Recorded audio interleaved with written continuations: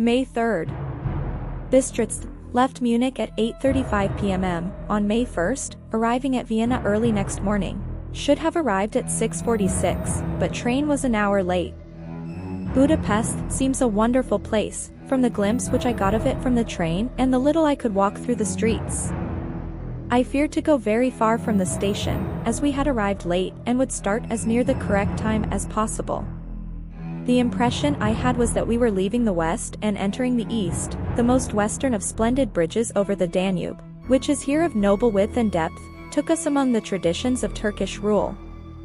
We left in pretty good time, and came after nightfall to Klausenburg. Here I stopped for the night at the Hotel Royal. I had for dinner, or rather supper, a chicken done up some way with red pepper, which was very good but thirsty. Get recipe for Mina. I asked the waiter, and he said it was called paprika Händel, and that, as it was a national dish, I should be able to get it anywhere along the Carpathians. I found my smattering of German very useful here. Indeed, I don't know how I should be able to get on without it. Having had some time at my disposal when in London, I had visited the British Museum, and made search among the books and maps in the library regarding Transylvania. It had struck me that some foreknowledge of the country could hardly fail to have some importance in dealing with a nobleman of that country. I find that the district he named is in the extreme east of the country, just on the borders of 3 states, Transylvania, Moldavia and Bukovina, in the midst of the Carpathian Mountains, one of the wildest and least known portions of Europe.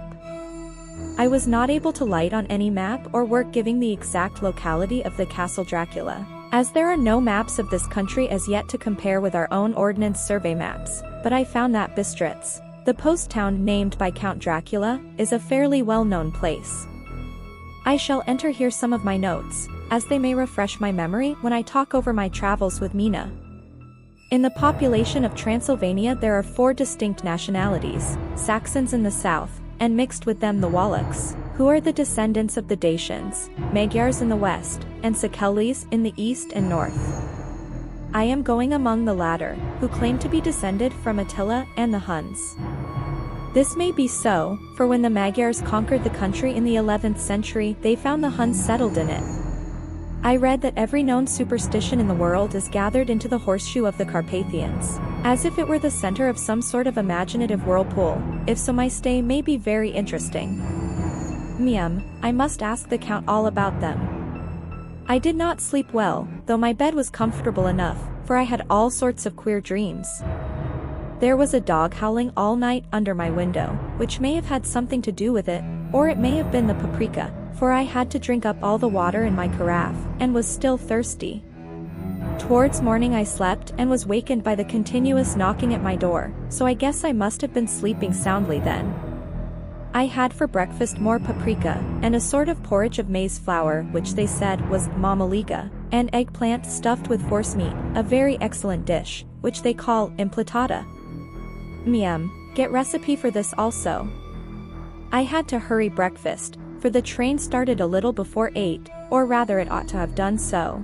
For after rushing to the station at 7:30 I had to sit in the carriage for more than an hour before we began to move. It seems to me that the further east you go the more unpunctual are the trains. What ought they to be in China? All day long we seemed to dawdle through a country which was full of beauty of every kind. Sometimes we saw little towns or castles on the top of steep hills such as we see in old missals. Sometimes we ran by rivers and streams which seemed from the wide stony margin on each side of them to be subject to great floods. It takes a lot of water, and running strong, to sweep the outside edge of a river clear. At every station there were groups of people, sometimes crowds, and in all sorts of attire. Some of them were just like the peasants at home or those I saw coming through France and Germany, with short jackets and round hats and homemade trousers, but others were very picturesque. The women looked pretty, except when you got near them, but they were very clumsy about the waist. They had all full white sleeves of some kind or other, and most of them had big belts with a lot of strips of something fluttering from them like the dresses in a ballet, but of course there were petticoats under them. The strangest figures we saw were the Slovaks, who were more barbarian than the rest, with their big cowboy hats, Great baggy dirty white trousers, white linen shirts, and enormous heavy leather belts, nearly a foot wide, all studded over with brass nails. They wore high boots, with their trousers tucked into them, and had long black hair and heavy black mustaches. They are very picturesque, but do not look prepossessing. On the stage, they would be set down at once as some old Oriental band of brigands. They are, however, I am told, very harmless and rather wanting in natural self-assertion. It was on the dark side of twilight when we got to Bistritz, which is a very interesting old place. Being practically on the frontier, for the Borgo Pass leads from it into Bukovina, it has had a very stormy existence, and it certainly shows marks of it. 50 years ago a series of great fires took place, which made terrible havoc on 5 separate occasions. At the very beginning of the 17th century it underwent a siege of 3 weeks and lost 13,000 people, the casualties of war proper being assisted by famine and disease. Count Dracula had directed me to go to the Golden Krone Hotel, which I found, to my great delight, to be thoroughly old-fashioned, for of course I wanted to see all I could of the ways of the country. I was evidently expected, for when I got near the door I faced a cheery-looking elderly woman in the usual peasant dress, white undergarment with long double apron, front and back, of colored stuff fitting almost too tight for modesty. When I came close she bowed and said, "The Herr Englishman?" "Yes," I said, "Jonathan Harker." She smiled, and gave some message to an elderly man in white shirt sleeves, who had followed her to the door. He went, but immediately returned with a letter. "My friend, welcome to the Carpathians. I am anxiously expecting you. Sleep well tonight. At 3 tomorrow the diligence will start for Bukovina, a place on it is kept for you. At the Borgo Pass my carriage will await you and will bring you to me.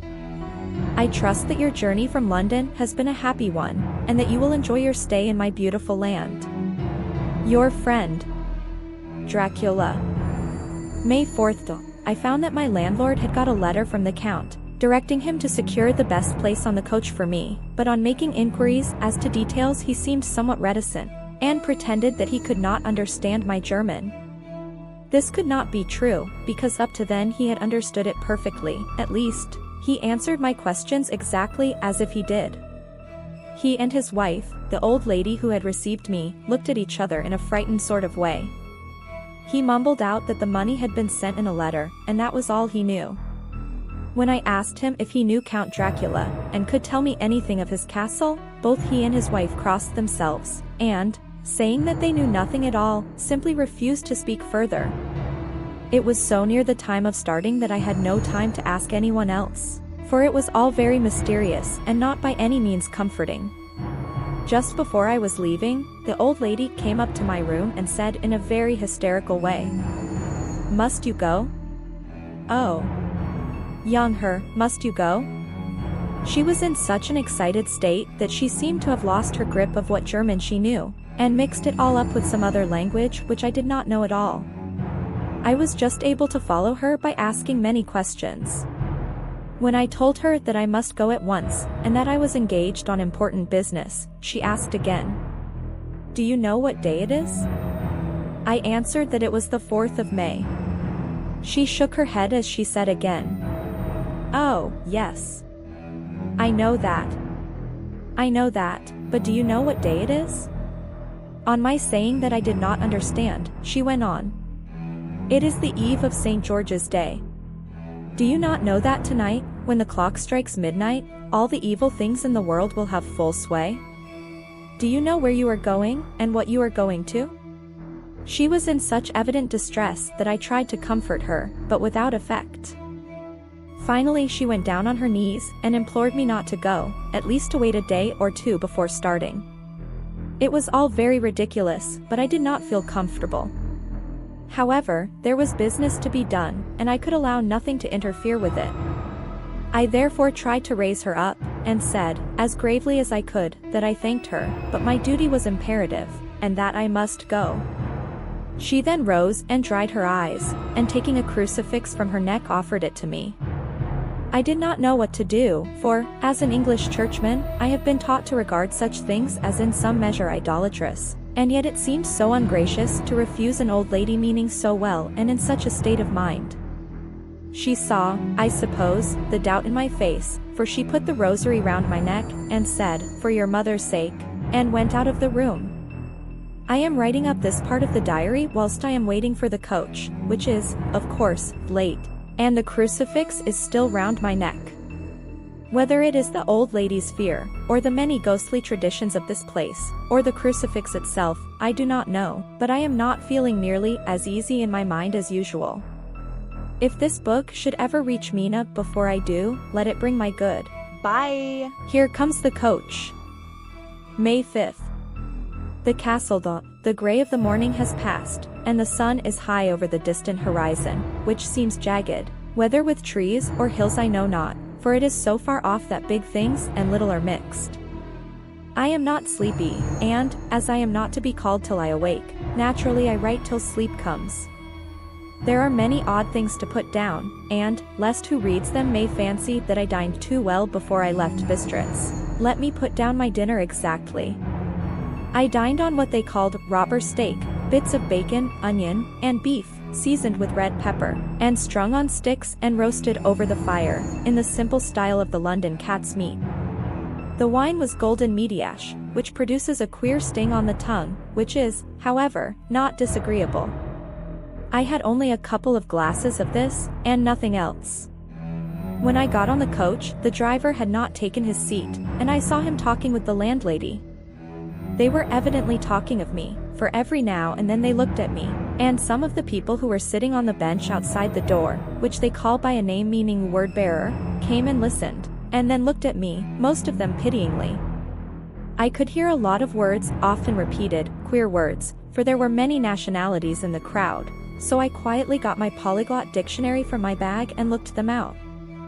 I must say they were not cheering to me, for amongst them were Ordog, Satan, Pokol, Hell, Stragoica, Witch, Vrolok, and Vlkoslak, both of which mean the same thing, one being Slovak and the other Serbian for something that is either werewolf or vampire. I must ask the Count about these superstitions. When we started, the crowd round the inn door, which had by this time swelled to a considerable size, all made the sign of the cross and pointed 2 fingers towards me. With some difficulty I got a fellow passenger to tell me what they meant. He would not answer at first, but on learning that I was English, he explained that it was a charm or guard against the evil eye. This was not very pleasant for me, just starting for an unknown place to meet an unknown man, but everyone seemed so kind-hearted, and so sorrowful, and so sympathetic that I could not but be touched. I shall never forget the last glimpse which I had of the inn-yard and its crowd of picturesque figures, all crossing themselves, as they stood round the wide archway, with its background of rich foliage of oleander and orange trees in green tubs clustered in the center of the yard. Then our driver, whose wide linen drawers covered the whole front of the box seat, Gotza, they call them, cracked his big whip over his 4 small horses, which ran abreast, and we set off on our journey. I soon lost sight and recollection of ghostly fears in the beauty of the scene as we drove along, although had I known the language, or rather languages, which my fellow passengers were speaking, I might not have been able to throw them off so easily. Before us lay a green sloping land full of forests and woods, with here and there steep hills, crowned with clumps of trees or with farmhouses, the blank gable end to the road. There was everywhere a bewildering mass of fruit blossom, apple, plum, pear, cherry, and as we drove by I could see the green grass under the trees spangled with the fallen petals. In and out amongst these green hills of what they call here the middle land, ran the road, losing itself as it swept round the grassy curve, or was shut out by the straggling ends of pine woods, which here and there ran down the hillsides like tongues of flame. The road was rugged, but still we seemed to fly over it with a feverish haste. I could not understand then what the haste meant, but the driver was evidently bent on losing no time in reaching Borgo Prund. I was told that this road is in summertime excellent, but that it had not yet been put in order after the winter snows. In this respect it is different from the general run of roads in the Carpathians, for it is an old tradition that they are not to be kept in too good order. Of old the hospodars would not repair them, lest the Turk should think that they were preparing to bring in foreign troops, and so hasten the war which was always really at loading point.